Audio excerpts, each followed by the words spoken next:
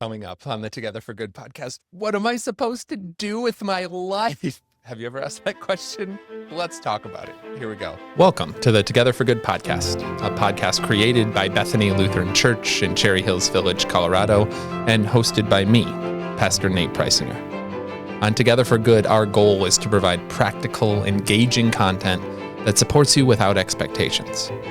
Whether you're feeling disconnected from traditional religion or simply exploring what faith means in your life, we're here to walk alongside you. No matter where you are on your journey of faith, we're glad you're here. Welcome to Together for Good. Okay, what am I supposed to do with my life? Have you ever asked yourself that question before? I know that I have quite a bit, and that I'm honestly constantly in a state of asking that question again. And I think that that's a really interesting phenomenon in just the way that our world and our society is structured.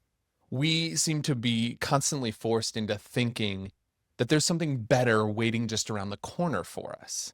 And so you get into a job or a career and it suddenly doesn't feel like a good fit anymore. You're wondering, oh, is this really what I want to be doing? You're really annoyed by the annoying parts of whatever your role is. And you are starting to dream about the possibilities of something different.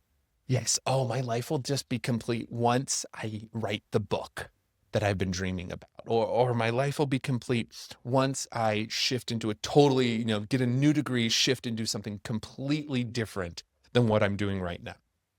This is the constant temptation that we live with. And in our society, in this capitalist culture, let's call it what it is, that's how things work. If you want something, you go and buy it. You can easily fix so many of your desires that you have. Oh, I really want this. I will order it on Amazon tonight, and it will magically arrive at my doorstep tomorrow morning. Looking at the structures of our world and these aspects of it, I think it's so obvious that we would then in the same breath also constantly be thinking that there's something in our life that needs to change. We can satisfy our needs and our desires for different commodities very quickly and efficiently. And so then that starts to permeate our thought process when we think about our career or our life's purpose.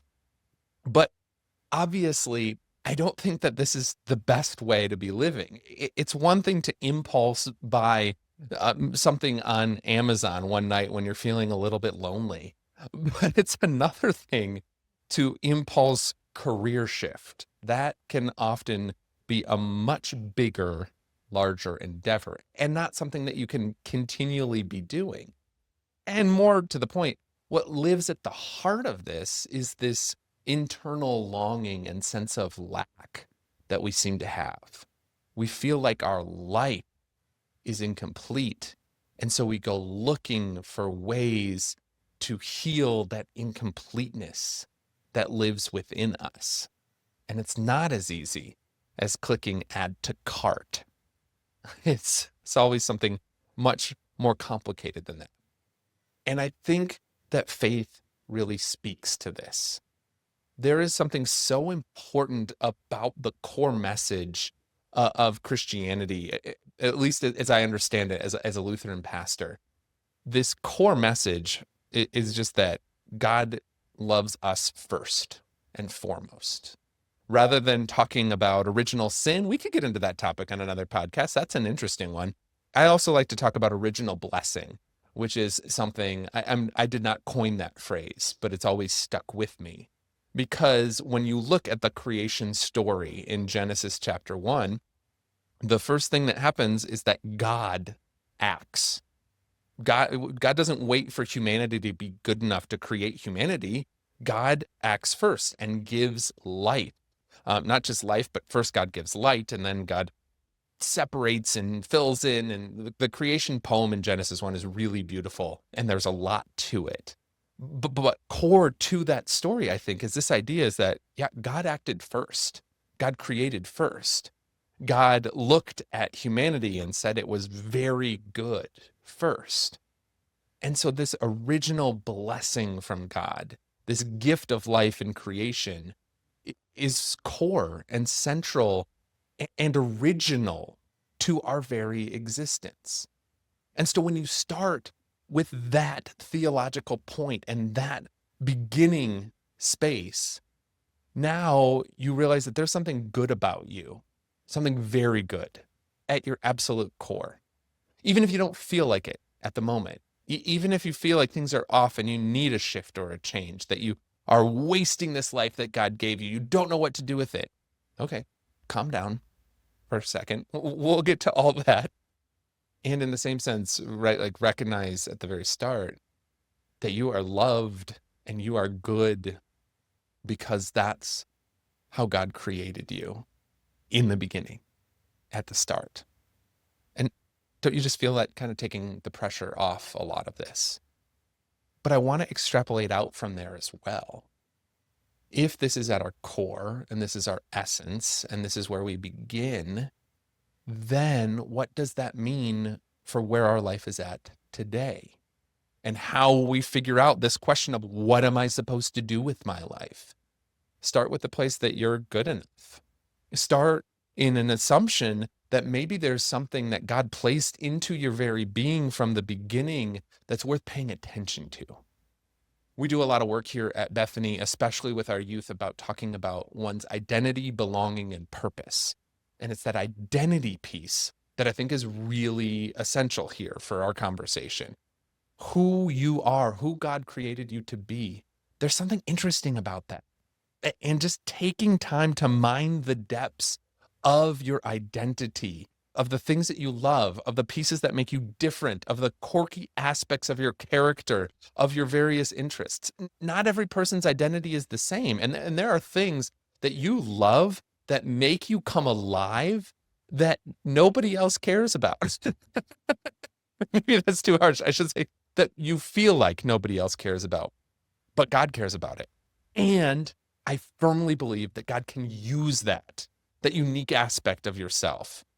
Maybe not in the way exactly as you're thinking, but maybe God's going to nuance it a little bit. There's this great story in the book of Exodus where God appears to Moses in a burning bush. And they're having a conversation, talking to burning shrubbery, totally normal. And Moses is not having it. And so God calls Moses and they're having this conversation. And God's like, I need you to go set the Israelites free. I'm going to send you, Moses. And Moses objects and he's like, no, but what if the Israelites don't believe that you actually appeared to me? And oh, geez, God, I'm just not good at speaking. And Moses is making excuse after excuse. And God's like coming up with solutions like, oh, you'll get Aaron to come and help you out and he'll talk for you. And God does get really angry at the end. This is in Exodus chapter 4, kind of yells at Moses. But there's this great moment at the very beginning of the conversation where Moses raises his first objection and God says, Moses, what's in your hand? It's such a strange reply to Moses' insecurity, but that's what God says. What's in your hands? And Moses looks down like a staff, because Moses was leading sheep in the wilderness. He had fled from Egypt and was a shepherd. So he's leading sheep around in the wilderness. And that's when the burning bush appeared to him. Or when he started the conversation with the shrubbery that was on fire. And God says, what's in your hand? And then over the course of the conversation, God explains how Moses can use that staff, this shepherd staff that's in his hand, in order to, convince the Egyptians and the Israelites. It all plays into it. But I think that there's something so powerful about that statement, that question that God asks Moses. And I think it's a question that God could ask each of us when we're saying, what am I supposed to do with my life?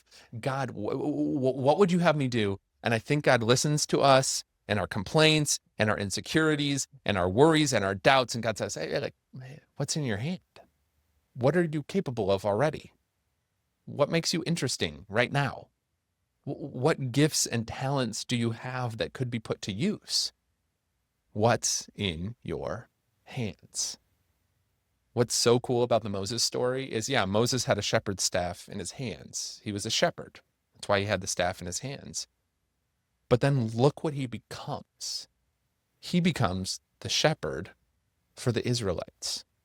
He leads them out of the danger and the abuse of Egypt, and he leads them into the wilderness to wander around and eventually brings them right up to the promised land. Moses was a shepherd, and he never could have imagined what God could do with his gifts, with what was in his hands that day. And it's the same for you. What's in your hands right now?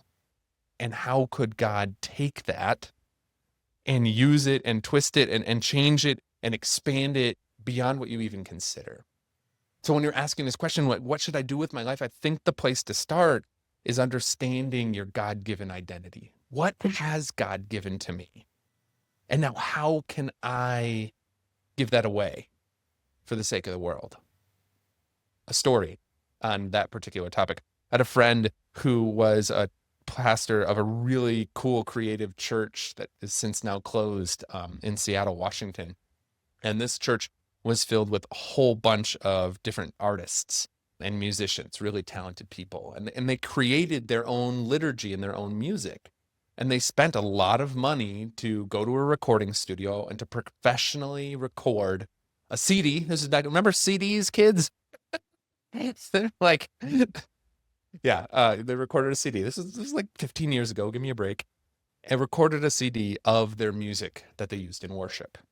And when they got done with this, and, it's all produced, it looks nice, with the artwork and everything, the jewel case, they asked one another and they had a conversation, the musicians who are part of this church. What should we do with this music? We could sell these CDs. And so that was originally what they were thinking of doing. Like, we paid a lot of money for the recording studio. Let's sell these CDs in order to recoup some of those funds. But someone in the group said, like, you know what? God gave us these gifts of music, the gift of this community, the skills and the talent and the creativity are gifts from God. And so since God gave that to us, it doesn't feel right to charge people for this CD.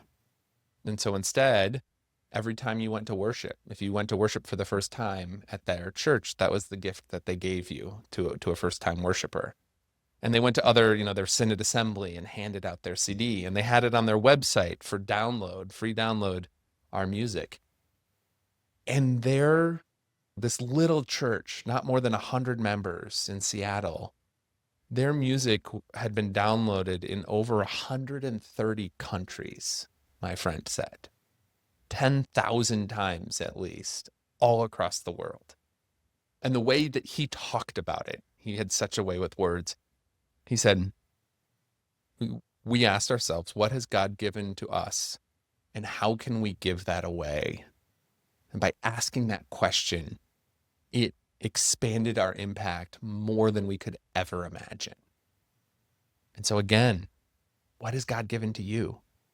Now pray about and be creative about how you might give that away for the sake of the world. And when I say give that away, yeah, like it could become a career where you get compensated. We have to pay our bills and buy groceries. I get it. But asking that question, notice how that changes just the framework and the emotional space that you're in as you think about this stressful question. What am I supposed to do with my life? Well, what has God given you? How could you give that away? What might it look like to take what's in your hands and do something wildly creative and different with it? Where might that line of questioning lead you as you think about what to do with your life? The truth is that you don't need to find the one big thing either. That's the other part that I really want to impress upon us today. I think we often expect there to be a simple, elegant soul solution to these soul, no pun intended, level questions. But the truth is that you will play many roles in your life. Martin Luther actually did some really good writing on vocation. And he talks about how even the milkmaid can milk a cow to the glory of God. His point there, though, is realizing that we have many callings, that you might be called. I'll use myself as an example.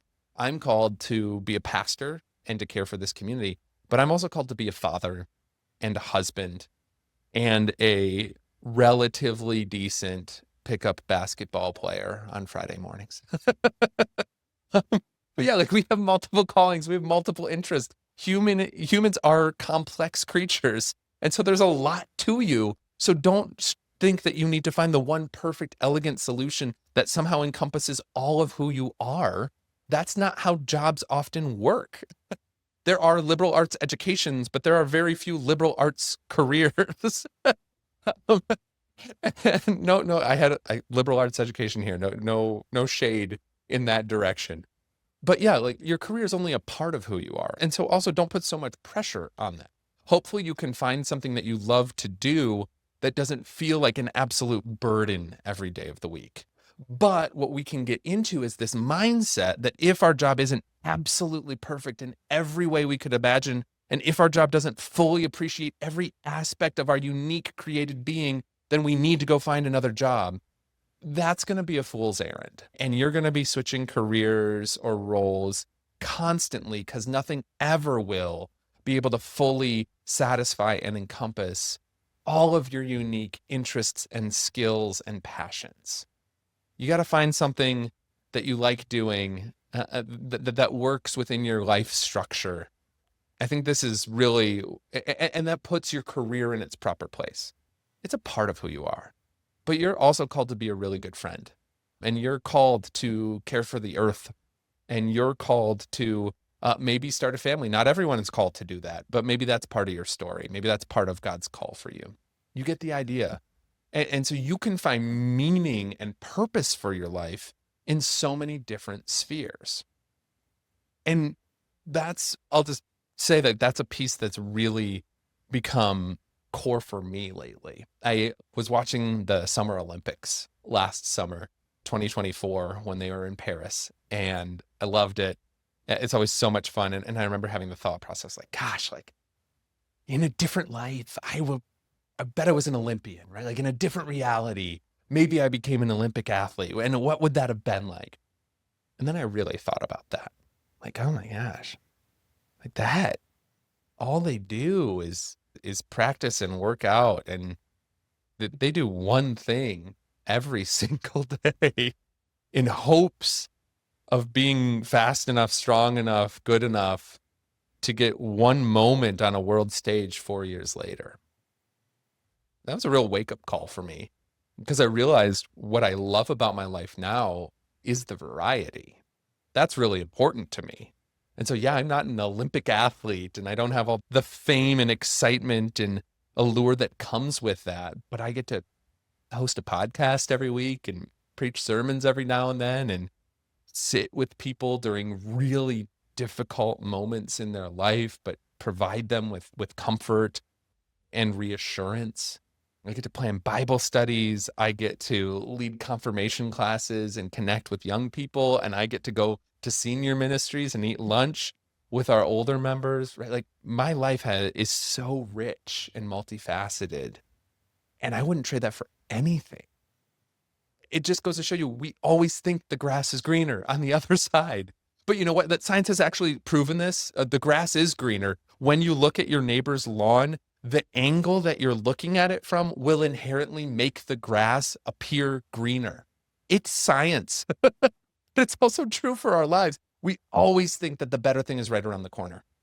And I think part of what we really need to do is to learn to love the moment that we're in, to learn to love what reality is putting on our plate for the day, what God is entrusting to us in this particular moment, rather than always envying someone else or something else. We need to cultivate that gratitude. I saw a clip recently with Brene Brown, and she was talking about how gratitude and joy are inherently linked, that we discover joy when we cultivate gratitude. And so I think that's a part of this whole puzzle too, is not constantly being envious and thinking someone else's life is better. Oh, the Olympic athlete's life is so great. Like, you know what? I bet the Olympic athlete also has days like you do when they're just like, I just need to do something else. This isn't working. This is so frivolous. It's hard to be human. And I think that that's also the core message of our faith. There's so much in the scriptures just about the tumultuous nature of living this life. The Apostle Paul writes about how he cannot overcome the sin within him. He doesn't know why he does the things that he does. He just does them. And I think that's so profound. This person, Paul, who we put on such a pedestal, even he consistently struggled with the same sins again and again and again. And it's all just to say, being human's really hard, and you can't get this perfectly. There is no perfect career. There is no perfect calling. There is no perfect answer to what am I supposed to do with my life. And so instead, we trust in God to be with us this day and to help us find meaning and purpose this day. We trust in God to help us understand this identity that we've been given and the things that we are called to do, that are ours uniquely to do in this world. And we take a lot of the pressure off ourselves of trying to find the perfect answer or trying to find the perfect career, trying to find the perfectly crafted life's purpose. I think it's going to shift. And I think your purpose for life is going to change maybe each day. Some days I know that there's a lot needed and required of me here at the church. But other days, there's a lot needed and required of me at home, because God's given me this multifaceted vocation, and God's given you a multifaceted vocation as well. You don't just have one job to do. There's a lot that's entrusted to you, and that's a gift. That's the variety and excitement of life. Philosopher Kierkegaard, who grew up Lutheran, shout out Lutherans, he says life is about becoming a self before God. And he talks about this leap of faith of embracing meaning beyond proof. And that's really what I'm getting at with a lot of this here too. There isn't a perfect answer. And so can we just trust that, like who we are right now is good in God's sight? Can we step into a reality where it's like, okay, like we're going to figure this out for today. And we're going to find what we're supposed to do with our life for today and let that be enough. There's a passage in 1 Corinthians where the Apostle Paul says, don't be wishing you were someplace else or with someone else. Where you are right now is God's place for you. Live and love and believe in that moment.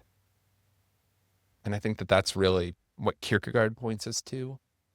And I think that if we can, that there's just something so relieving about approaching life in that way, rather than shoveling this constant pressure to be something better or something more. There's so many good ways to spend your day and to make an impact and to change the world for the better. And maybe it's on a smaller scale and you have illusions of grandeur and you want to change the world. I love that. But also it starts like one little step at a time. And so can you allow just this moment, just this podcast to be enough, whatever it might be?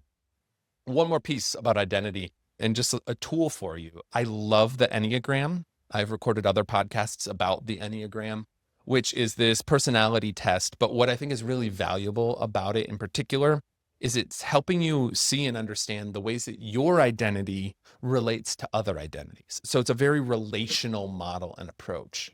But in addition to that, the Enneagram also helps you understand not just who you are and your shortcomings and your pitfalls, but how all of this sort of interplays and how the best parts of who you are can also create this shadow side that leads to some of your more destructive tendencies or habits. So just to use myself, I'm an Enneagram 3. And so Enneagram 3s are tempted to chase after success as their purpose. It's why I wanted to be an Olympian. Like, everyone, look at me. But true vocation is about authenticity, not image. And so this is what the Enneagram as a spiritual tool has really helped me discover. It's like, okay, this is who God's created me to be. And that's awesome. I love success. I achieve. I get things done. But you know what? In the same moment, Sometimes I go too fast and I leave people behind in my pursuit of achievement. Sometimes I let my ego lead the whole way and I don't allow other people to shine. You can see how both are true and how they easily happen together like that. So you can learn a lot more about the Enneagram. You could probably search back on old podcast episodes. I'll link some in the show notes. But also, just related to our whole conversation, I made this fun little book. Who am I? It's a devotional booklet. We'll make it available for download. It's a choose your own adventure. I know, because I've always wanted to write a choose your own adventure book. And it also helps. It's a very introductory text for the Enneagram. So you can kind of go through and answer some of these questions, and then you turn to the pages and you'll sort of discover a possibility of what your type might be. And then there's some specific Bible verses and practices that relate to your unique type. I'm really proud of it and wanted to share it because these questions, like who am I? What am I supposed to do? Those are big soul level questions. And that's what our faith is so good at, is helping answer, and maybe not even answer, but just helping us cool our jets, as my mom used to say. Cool your jets, Nate. I heard that a lot growing up. But that there is more going on than just the anxiety of these questions that bombard us. And so if today you found this podcast because you just feel rudderless and like you don't know where your life is going, I want you to know that your life is already somewhere, and that somewhere is important right now. And it may not feel like it, but there's something in your hands. What's in your hands today? God has given you gifts and talents and a unique identity. And so can you learn to cultivate gratitude for that? And can you then start to pray and discern where God might use those gifts for some sort of renewed purpose? And in the same moment, I want you to know that there is no perfect job or career or life's purpose, and to take that pressure off yourself, because you're going to be exhausted if you go jumping from one thing to the next, always thinking that contentment and fulfillment is right around the corner. No, contentment and fulfillment is about learning to appreciate what's in your hands, what the current moment looks like right now, and the ways that God is present right here. Live and love and believe in that moment, as the scripture passage says. All right, I give you a lot. That's a lot of thoughts about discernment and vocation and identity and belonging and purpose and what am I supposed to do with my life? I hope it was helpful. Would love to carry on the conversation. Look below for ways to download my cool little PDF. As always, everyone, thanks for listening. Share this with someone else who might be asking these big questions. I think people need just to know that they're going to be okay when it feels like they have no idea what to do next. Hear that most of all. And as always, friends, stay in peace. Thank you for listening to the Together for Good podcast. If you'd like more resources for your walk of faith, please visit our website, bethany-denver.org, or download our mobile app by searching Bethany Connect in your phone's app store.